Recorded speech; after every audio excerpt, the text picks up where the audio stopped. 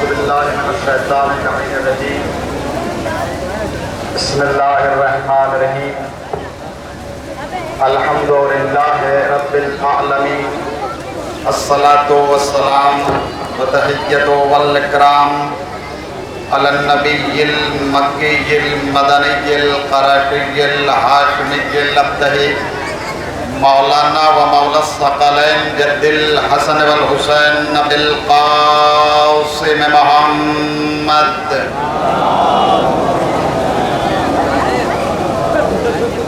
وآله الطيبين الطاهرين المعصومين المظلومين من يومنا هذا إلى قيام يوم الدين. أما بعد فقد قال الله تعالى في كتابه الكريم وهو أصدق الصادقين وقوله الحق. بسم الله الرحمن الرحيم. ما أتاكم الرسول فخذوه وما نهاكم عنه فانتهوا. اللہ کے کائنات، مالک شد جہاد، راضی کے جن و انسانات، نباتات و جمادات کا کردگار، کائنات کا پروردگار، نظام عدل کو برقرار رکھنے والا، دل کی دھڑکنوں سے بلند ہونے والی آوازوں کا سننے والا، تھر تھراتی ہوئی زمین پر پہاڑوں کی میخیں گاڑنے والا، نیلگوں شامیانہ بغیر کسی ستون کے لٹکانے والا، اس کو شمس و قمر کی قندیلوں سے زینت بخشنے والا، زمین کو مخملی فرش سے مزین کرنے والا، شجر کو ثمر سے زینت عطا کرنے والا، سمندروں کو پانی کی روانی سے اور پانی کی روانی کو طغیانی سے زینت بخشنے والا، وہ خدا کہ جو علی کل شیء قدیر ہے، جس کی قدرت کے کرشمے ہر طرف نظر آتے ہیں، نیستی کے صحرا سے نکال کر ہستی کے دامن گل فروش پر حسن و جمال کی نمائش کرنے والا، وہ خدا کہ جو عدم کے نہان خانوں سے نکال کر بازار وجود میں لا کر تشہیر رنگ و سنگ کرنے والا، وہ کوثر وجود سے باپیمانہ مشیت تقسیم عام کرنے والا، وہ خدا کہ جو ہر جگہ ہے اور پھر کہیں نہیں، دیکھنے والی آنکھیں اسے دیکھ نہیں سکتی لیکن وہ سب کو دیکھتا ہے، نظر نہ آنے والی ذات سب کو اپنی نظر میں رکھے ہوئے ہے، وہ وجود کی بلندی پر جلوہ فرما ہو کر امکان کی پستیوں پر رحم و کرم کی بارش کرتا رہتا ہے، اور یہ حقیقت ہے کہ اگر باران رحمت نہ ہو تو فصلیں برباد ہو جاتی ہیں، اور اگر فضائل آل محمد کی بارش نہ ہو تو نسلیں برباد ہو جاتی ہیں۔ وہ ذات واجب الوجود اپنے کلام میں فصاحت اور بلاغت میں، اپنی کتاب لاسانی و لافانی میں، بے مثل و بے نظیر کتاب میں بندوں کو متوجہ کرتے ہوئے ارشاد فرما رہا ہے کہ ما اتاکم الرسول فخذوہ وما نہاکم عنہ فانتہوا، جو رسول تمہیں دے اسے لے لو، جس سے روکے اس سے رک جاؤ، اس لیے کہ شریعت اور دین رسول کی عطا کا نام ہے، تو جو کچھ رسول دے دے اسے لے لینے کا نام اسلام ہے، جس سے روک دے اس سے باز آ جانے کا نام اسلام ہے۔ یقیناً آپ حضرات اس وقت یہاں پر جمع ہوئے ہیں اور کچھ شبیہ ہیں یہاں پر برآمد ہوگی۔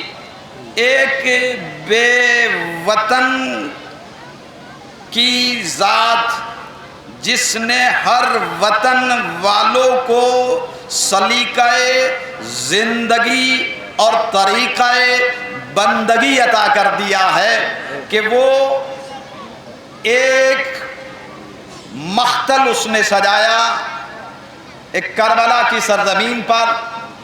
یوں تو آدم سے لے کے ایدم تک کتنے لوگ آئے، کتنے چلے گئے، کتنے بادشاہ گزرے، कितनी हुकूमतें गुजरी, कितनी जंगें हुई, लेकिन किसी जंग का इस तरीके से, इस सलीके से जिक्र ना हुआ है और ना हो सकेगा।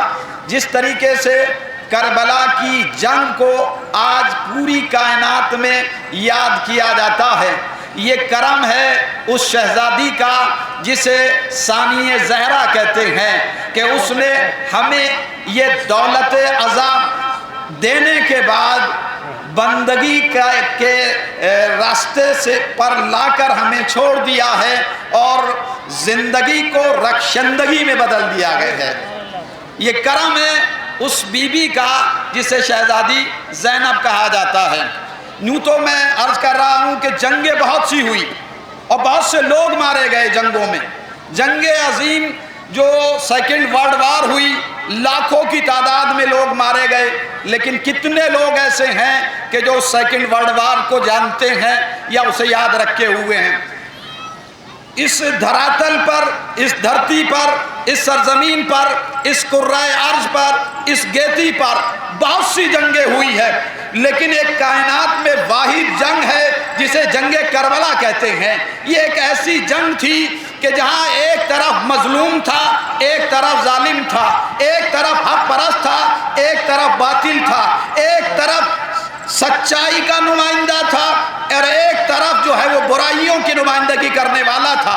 आदम से लेके खातमुन नबीयीन तक सारे नबियों की नुमाइंदगी हुसैन कर रहे थे, और शैतान से लेके मरवान तक और मरवान से लेके अबू सुफियान तक जितने भी रजील और जलील लोग थे उनकी नुमाइंदगी यजीद कर रहा था। ये दो नुमाइंदगी है जो रेगज़ारे नैनवा पर नजर आती है, एक हक की नुमाइंदगी और एक बातिल की नुमाइंदगी। हक की नुमाइंदगी करने वाले को हुसैन कहते हैं, बातिल की नुमाइंदगी करने वाले को यजीद कहते हैं। यजीद का मकसद ये था कि हुसैन बैयत कर ले, और हुसैन का मकसद ये था कि सर दे सकते हैं लेकिन हम यजीद के हाथ में हाथ नहीं दे सकते हैं। तो कौन सी चीज़ है जो यजीद लेना चाहता था और हुसैन से बैयत क्यों चाहता था? देखिए, सारी बुराइयों का जो मुजस्समा है उसे यजीद कहते हैं। यजीद ने हर शरीयत के कानून को बदला है। वो किसी एक शरीयत का मुजरिम नहीं था, वो नूह की शरीयत का मुजरिम था, वो इब्राहिम की शरीयत का मुजरिम था, वो मूसा और ईसा की शरीयत का मुजरिम था, वो पैगंबर की शरीयत का मुजरिम था। तो जैसे ये मुख्तलिफ शरीयतों का मुजरिम यजीद था, इसी तरीके से मुख्तलिफ शरीयतों का मुहाविज हुसैन था। और हुसैन ने इस नुमाइंदगी के फराइज को बखूबी अंजाम दिया। चूँकि बहुत वक्त भी नहीं है कि जो मैं आपका वक्त लूँ, लेकिन इतना ज़रूर है कि हक के नुमाइंदे ने हक्कानियत के परचम को इतनी बुलंदी दे दी कि अब बातिल देख तो सकता है, उसे सरनिगू नहीं कर सकता। ये करम है शहजादी ज़ैनब का कि हमें एक अज़ा की शक्ल में इबादत अता की। आप कहेंगे कि फातिमा ज़हरा, ये जो अज़ा है ना, ये शायरुल्लाह है। शायरुल्लाह क्यों है? आप कुरान मजीद में पढ़ते हैं कि इन्ना सफ़ा वल मरवता मिन शायरिल्लाह। सफ़ा और मरवा दो पहाड़ियाँ हैं, लेकिन ये अल्लाह की निशानियाँ हैं। अल्लाह की निशानी क्यों है? भाई हर पहाड़ अल्लाह की निशानी होना चाहिए, लेकिन अल्लाह ने हर पहाड़ को अपनी निशानी नहीं कहा, बल्कि दो पहाड़ियों को अपनी निशानी कहा। ये शायरुल्लाह कैसे बन गई? कि चूँकि एक बीबी का अमल था। वो कौन बीबी थी? का जनाब हाजरा थी। उनका अमल क्या था? एक मासूम की मोहब्बत में उन्होंने सही की है, सफ़ा और मरवा के दरमियान में दौड़ी है, लिहाजा हर हाजी पर वाजिब करार दे दिया गया कि वो भी पहाड़ियों के दरमियान में दौड़े। लेकिन पहाड़ियों के दरमियान में दौड़ना सुन्नत है, पहाड़ियों पर दौड़ना सुन्नत नहीं है। तो अब ये हुक्म है कि हर हाजी का हज उस वक्त तक अनकम्प्लीट रहेगा जब तक वो हाजरा की सुन्नत पर अमल नहीं कर देगा। लिहाजा हर हाजी वो सुन्नत अदा करता है। भाई हाजी पर लाजिम है। अल्लाह ने कहा ये शायरुल्लाह है। ये शायरुल्लाह क्यों है? चूंकि जिसने ये अमल किया वो मासूमा नहीं है, लेकिन जिसकी मोहब्बत में किया है वो इस्माइल मासूम है।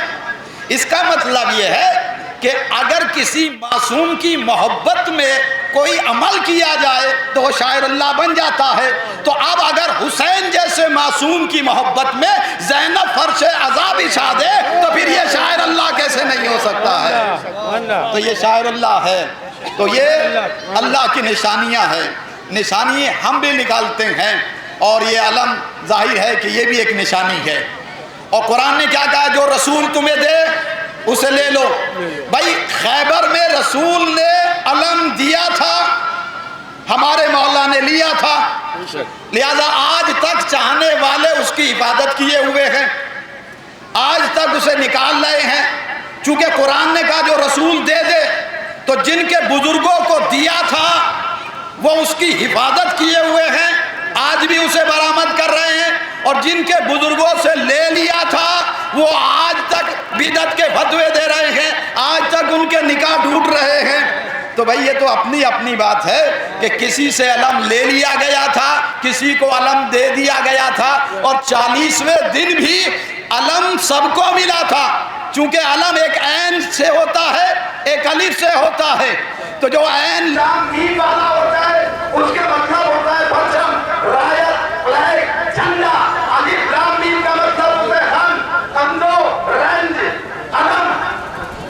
بھائی میرا 40ویں دن بھی سب کو یہ الگ بات ہے کہ علی کو عین والا ملا ہے، باقی کو الف والا مل گیا ہے۔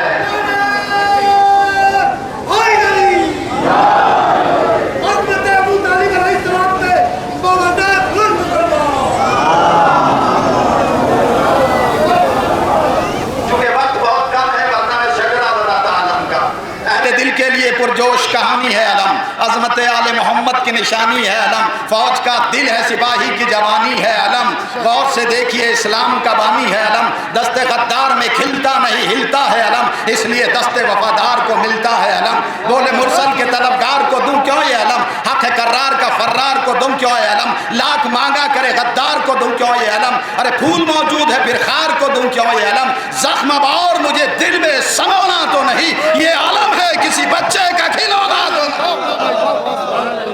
چڑ گیا ساد وفا نیند سے جاگا ہے علم، دست عباس میں سونے پہ سہاگا ہے علم۔ یہ کربلا کے تپتے ہوئے ریگزار میں جو علمدار تھا وہ ہم شکل علی اور ثانی حیدر، وہ ابو الفضل عباس ام البنین کا لاڈلا، کہ جس نے اس علم کو حیات عطا کی ہے، اس لیے کہ جب تک لوگوں کے ہاتھوں میں علم رہا تب تک وہ علمدار کہلائے، علم لے لیا علمداری ختم ہو گئی۔ یہ کائنات عالم و آدم کا واحد علمدار ہے کہ جس کے ہاتھ تو قطع ہو گئے لیکن اس کا علم آج بھی بلند ہے۔ ابھی آپ شبیہ علم دیکھیں گے، یہ وہی علم ہے کہ جب عباس لے کے جانے لگے تو سکینہ اپنی ایک ننھی سی مشک لے کے آ گئی، اے چچا اس مشک کو علم میں باندھ لیجئے۔ آج بھی جب علم برآمد ہوتا ہے تو اس میں ایک ننھی سی مشک ہوتی ہے جو چچا اور بھتیجی کی محبت کا پیغام نشر کرتی ہے۔ ایک ننھی سی مشک علم میں باندھی گئی اور علم لے کے شہزادی کے زینب کے خیمے میں عباس آئے۔ جب علم آ گیا تو ایک مرتبہ آواز دی شہزادی زینب نے، عباس علم میرے قریب لے آؤ، اور پٹکے پہ شہزادی زینب نے لکھا نصر من اللہ و فتح قریب، اور اس کے بعد آواز دی عباس میرے قریب آ جاؤ۔ عباس قریب آئے، آواز دی رقیہ، رباب، ام لیلہ، ام فروا، سکینہ، فضہ، ساری عورتیں آئی، کہا عباس کے گرد حلقہ بنا لو۔ عباس کے گرد حلقہ بنا لیا، عباس کے ہاتھوں میں علم ہے، اور اس کے بعد میں ایک مرتبہ اپنی چادر پہ ہاتھ رکھا، اے بیویو جب میں مدینے سے چلی تھی تو میں نے ایک وعدہ کیا تھا کہ میں تمہارے پردے کی ضامن ہوں، لیکن وہ وعدہ پورا نہیں کر پاؤں گی، اس لیے کہ میرا عباس جا رہا ہے۔ عباس علم دے کے تو گئے لیکن علم لے کے واپس نہ آ سکے، دونوں بازو کٹا کے ترائی کے کنارے ابدی نیند سو گئے۔ حسین علم لے کے آئے، سکینہ نے علم دیکھا، اے بچوں میرا چچا آ رہا ہے، لیکن جب علم قریب آیا تو علمدار نہیں تھا، کہا بچوں کوزے پھینک دو۔ ترائی کا رک کر کے آواز دی عباس، اے چچا عباس اب سکینہ پانی نہیں مانگے۔ اب آپ کے سامنے ایک شبیہ ہماری آ رہی ہے اس بی بی کی کہ جس نے آل محمد کے گھر میں خدمت کے فرائض انجام دیے، جسے علی بہن کہتے تھے اور حسنین ماں کہتے تھے۔ آج اس بی بی کی ہماری کی شبیہ آپ کے سامنے ابھی برآمد کی جا رہی ہے، جس کا نام فضہ تھا۔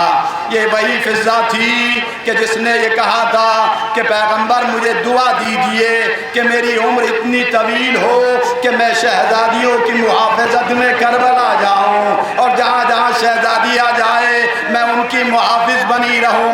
لہذا پیغمبر نے فضہ کے حق میں دعا کی، اور فضہ ہر مقام پہ کربلا میں بھی شریک رہی، اور جب سیدانیوں کو اسیر کیا گیا تب بھی فضہ کے گلے میں رسی باندھی گئی، فضہ کے ہاتھ پسے گردن باندھے گئے۔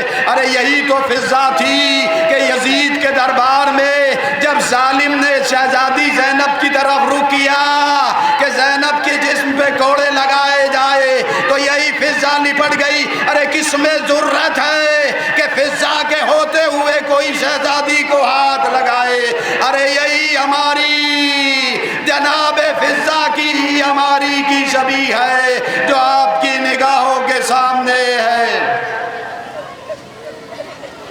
اب اس کے بعد ایک ہماری ایک دکھیاری ماں کی جس کا نام رباب تھا، جس کے لیے پڑھتے ہیں کہ سلام مادر بے شیر کو بھی سب کا سلام، عجیب وقت ہے کیا دے تسلیوں کا پیام، ابھی تو گود کی گرمی نہ کم ہوئی ہوگی، ابھی تو سینے میں ایک آگ سی لگی ہوگی، نہ اس طرح کوئی کھیتی ہری بھری اجڑی، اے بی بی تمہاری گود بھی اجڑی ہے، مانگ بھی اجڑی۔ کربلا میں جیسے رباب اجڑی ہے ایسے کوئی بی بی نہیں اجڑی ہے۔ رباب کے تو دو ہی بچے تھے نا، ایک علی اصغر ایک سکینہ۔ سکینہ کو زندان شام میں چھوڑ آئی، علی اصغر کو کربلا میں چھوڑا۔ جب ہماری میں بیٹھی تو اپنے ساتھ میں علی اصغر کے جھولے کی،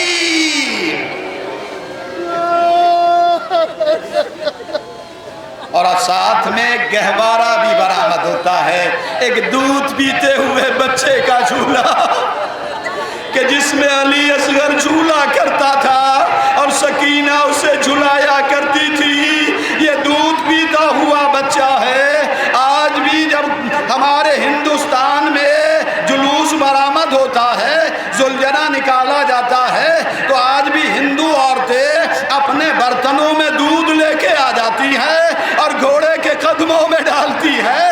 جب ان سے پوچھا جاتا ہے کہ یہ عمل کیوں کرتی ہو تو یہی کہتی ہے ہم نے سنا ہے کہ کربلا میں بابا حسین کا ایک دودھ پیتا ہوا بچہ،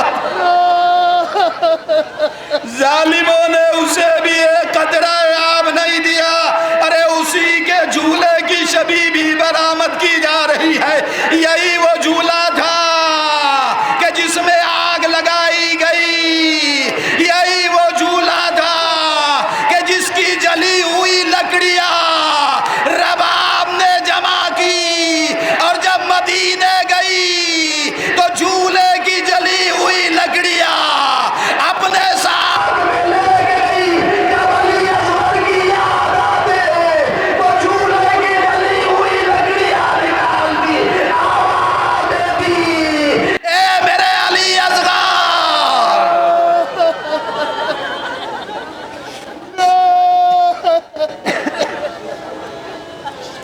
اور اب آپ کے سامنے ایک ہماری جناب ام کلثوم کی ہماری کی شبیہ برآمد کی جا رہی ہے۔ ام کلثوم وہ ہے کہ جب مدینے کو دور سے دیکھا تو مرثیہ پڑھا، مدینۃ جدنا لا تقبلینا، اے ہمارے نانا کے مدینے ہمارے آنے کو قبول نہ کرنا، اس لیے کہ جب ہم مدینے سے گئے تھے تو ہماری گودیاں آباد تھی، ہمارے سروں پر وارثوں کے سائے تھے۔ اے مدینے آج ہم واپس ہو رہے ہیں لیکن ہماری گودیاں اجڑ چکی ہیں،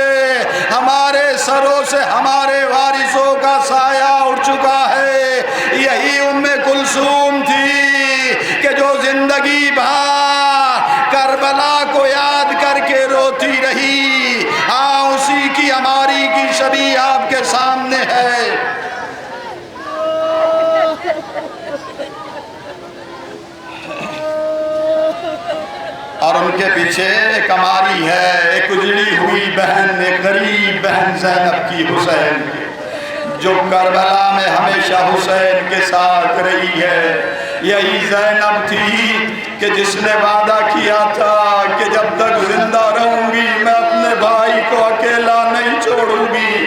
یہی زینب تھی کہ جو کربلا میں آخری وقت بھی جب حسین جا رہے تھے تو سوار کرانے والا کوئی نہیں تھا، تو یہی زینب تھی کہ جس نے بھائی کو سوار کرایا۔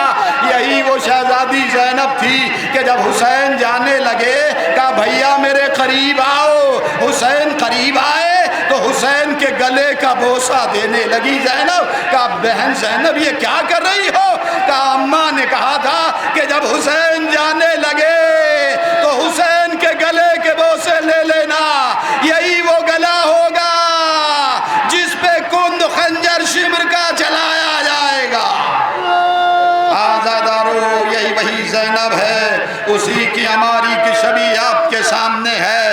اب اس کے بعد آپ کے سامنے مولا سجاد کا ایک بستر ہے، اس کی شبیہ نکالی جا رہی ہے۔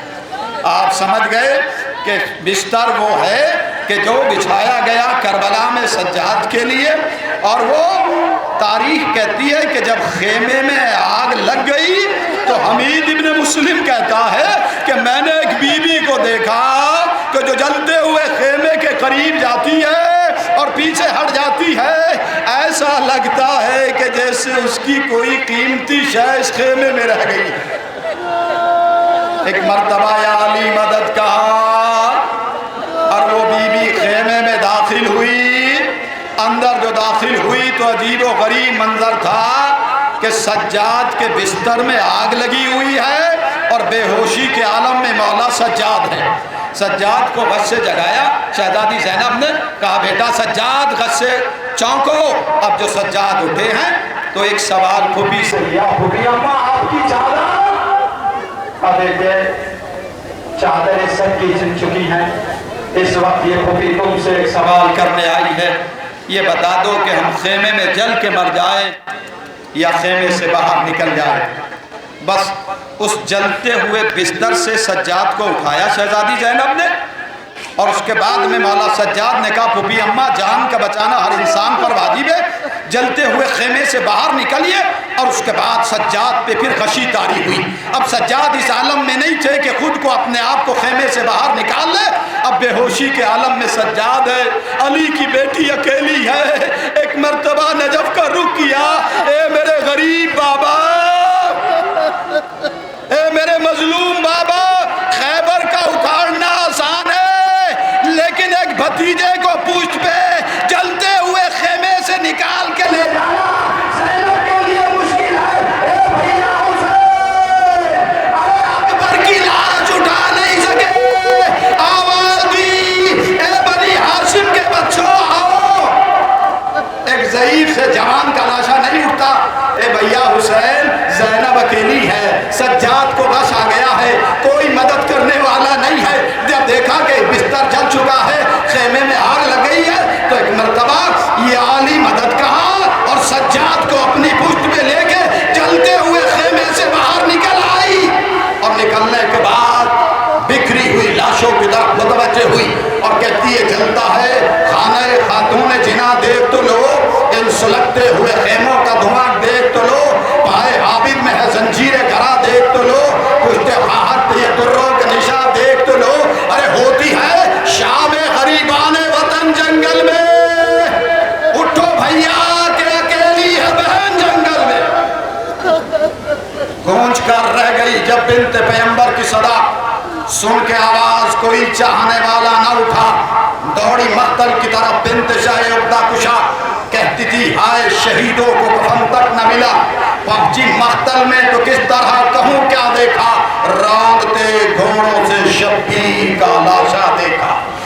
گم تھے بچے تو انہیں ڈھونڈتی مقتل میں گئی، کبھی گھبرائی ہوئی فوج کے بادل میں گئی، کبھی دریا پہ کبھی خون کے جل تھل میں گئی، آئی آواز سکینہ کی تو مقتل میں گئی، مل گئے سب تو اب اشکوں کو پیے بیٹھی ہے، اپنے سائے میں یتیموں کو لیے بیٹھی ہے۔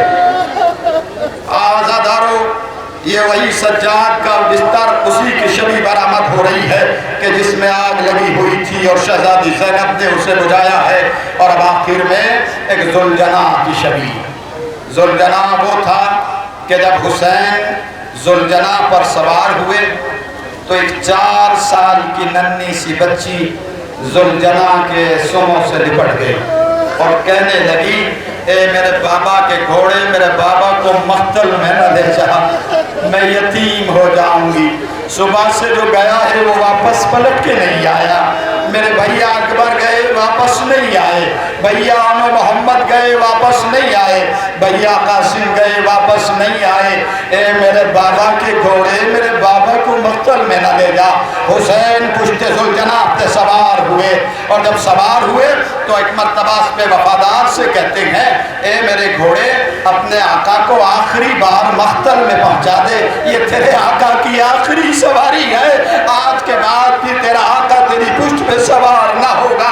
لیکن اب گھوڑے نے اپنی گردن کو نیچے جھکایا. اب جو دیکھا خدا کسی باپ کو بیٹی کا یہ منظر نہ دکھائے. 4 سال کی ننھی سی بچی گھوڑے سے کہہ رہی ہے میرے بابا کو مقتل میں نہ لے جا, میرے بابا کو مقتل میں نہ لے جا. حسین پشت ذوالجناح سے عرض نینوا پر اترے اور ایک مرتبہ سکینہ کو اٹھایا, سینے سے لگایا, عرض کربلا پہ لیٹ گئے. بیٹی آخری بار اپنے بابا کے سینے پہ آرام کر لو, آج کے بعد یہ سینہ تمہیں کبھی میسر نہیں ہوگا. سکینہ کو جب بابا کا سینہ ملا تو سکون ملا اور سو گئی. ابھی کچھ لہجہ گزرا تھا کہ چیخ کے سکینہ خواب سے بیدار ہوئی. جیسے ہی روتے ہوئے بیدار ہوئی تو حسین کہتے بیٹی تم تو آرام کر رہی تھی, رونے کا مقام کیا ہے؟ کہا بابا کسی بی بی کے رونے کی آواز میرے کانوں سے ٹکرا رہی ہے. میں دیکھ رہی ہوں ایک بی بی ہے جو سیاہ لباس پہنے ہوئے ہے اور اپنے بال بکھرا کے کہہ رہی ہے سکینہ بابا کو جانے دو, عصر کا وقت قریب آ رہا ہے, میں نے حسین کے مقتل کی جنہا کو صاف کر دیا. جب چلنے لگے سکینہ سے کہہ کے بیٹی سکینہ وہ میری غریب ماں ہے جو بقی کے قبرستان سے کربلا میں آئی ہوئی ہے, سکینہ ہمیں جانے دو. جب جانے لگے تو سکینہ کہتی نیند آئے گی جب آپ کی منہ پاؤں گی بابا, میں رات کو مقتل میں چلی آؤں گی بابا. بابا آپ مقتل میں جا رہے ہیں, جب مجھے نیند نہیں آئے گی میں بھی رات میں مقتل میں چلی آؤں گی. اور اس کے بعد حسین مقتل میں آئے, جنگ کی, جنگ کرتے کرتے آواز آئی لاشوں پہ لاشیں لا چکے بس ہے حسین بس, زخموں پہ زخم کھا چکے بس ہے حسین بس, تیروں پہ تیر کھا چکے بس ہے حسین بس, ہم تم کو آزما چکے بس ہے حسین بس, اب سر جھکا دو خنجر بیداد کے لیے, کچھ امتحان چھوڑ دو سجاد کے لیے. ادھر حسین نے تلوار کو نیام میں رکھا, بھاگی ہوئی فوج سمٹی,